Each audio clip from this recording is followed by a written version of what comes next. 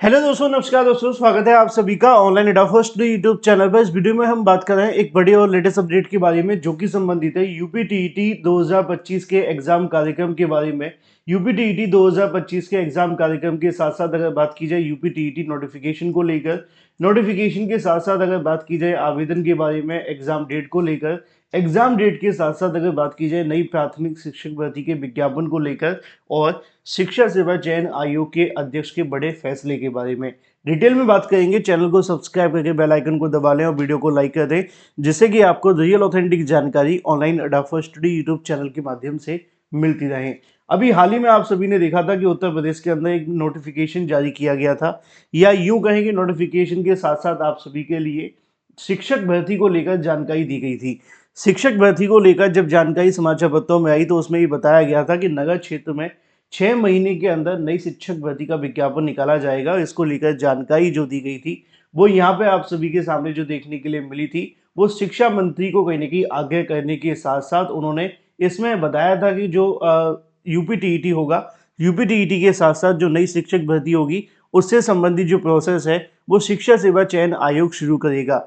अब इसी के बारे में सबसे बड़ा जो सवाल था वो यूपीटीईटी को लेकर भी था कि अगर उत्तर प्रदेश में नई शिक्षक भर्ती आती है तो क्या नई शिक्षक भर्ती यूपीटीईटी से पहले आएगी या यूपीटीईटी के बाद आएगी, और इन दोनों ही जवाब आप सभी को शिक्षा सेवा चयन आयोग के माध्यम से दिए गए। अगर बात की जाए यूपीटीईटी को लेकर और सुपर टीईटी के बारे में, तो शिक्षा सेवा चयन आयोग के माध्यम से एक बड़ा फैसला लिया गया। पहली चीज मैं आपको बता दूं कि जो अभ्यर्थी नई शिक्षक भर्ती को लेकर इंतजार कर रहे हैं उनके लिए भी कुछ अच्छी चीजें निकलकर सामने आई हैं, लेकिन ये सारी की सारी जो चीजें हैं वो शिक्षा सेवा चयन आयोग से हैं। अब पूरी कैसे करनी है, किस तरीके से करनी है, वो उन पर डिपेंड करेगा।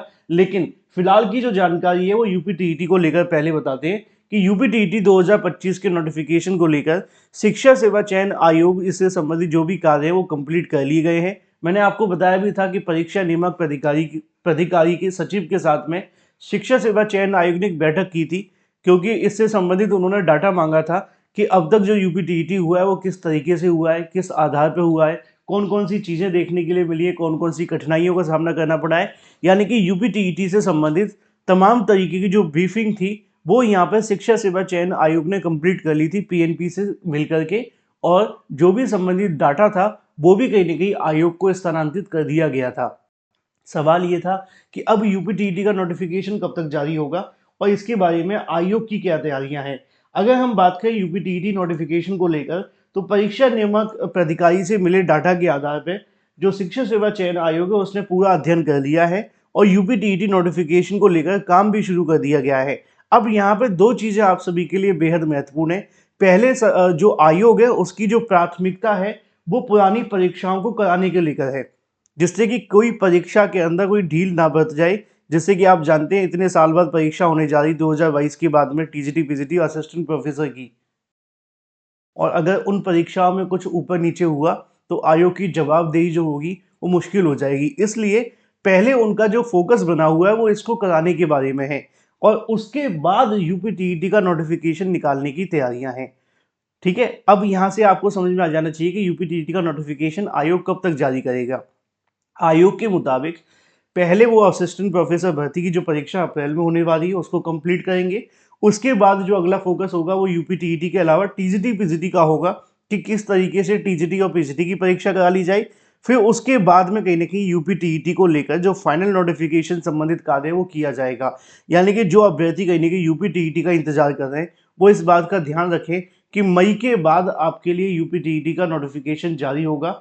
मई से पहले यूपीटीईटी परीक्षा को लेकर विज्ञापन जारी नहीं किया जाएगा, ये आयोग ने फैसला लिया है। क्यों, उसकी वजह मैंने आपको बता दी है।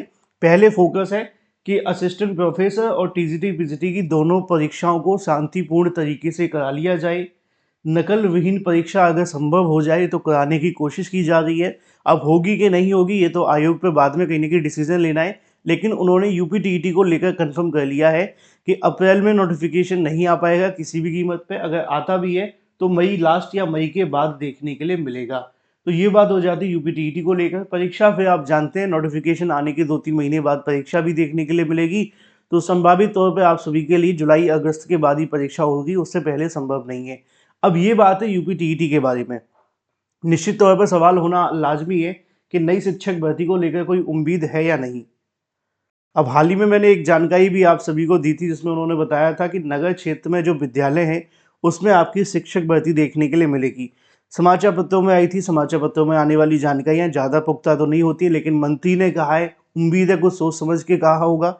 अगर उन्होंने कहा है कि नगर क्षेत्र में शिक्षक भर्ती आएगी, तो निश्चित तौर पर मैंने आपको बताया था ग्रामीण क्षेत्र में भी होगी, और दोनों के अंदर अगर भर्ती होगी तो पदों की संख्या तो बढ़ेगी, क्योंकि नगर क्षेत्र के विद्यालयों में 12,500 के समथिंग पद खाली है, और जो 51,000 पद खाली है वो ग्रामीण क्षेत्रों में है। अब यहाँ भर्ती अगर 10-20 हज़ार भी निकाल दी जाए तो भी अभ्यर्थियों का बेनिफिट हो जाएगा, लेकिन बहुत सारे अभ्यर्थी इस बात को लेकर सहमत नहीं होंगे कि भाई इतने कम पदों पर भर्ती भी नहीं आनी चाहिए। समस्याएं तो बहुत है, लेकिन भर्ती का लेकर सरकार का क्या मोटिव है? सरकार की तरफ से अभी 1-2-3 महीने में तो कोई नई शिक्षक भर्ती को लेकर विज्ञापन जारी करने की तैयारी नहीं है। इस साल के लास्ट में हो सकता है कि नई शिक्षक भर्ती का विज्ञापन जारी हो जाए।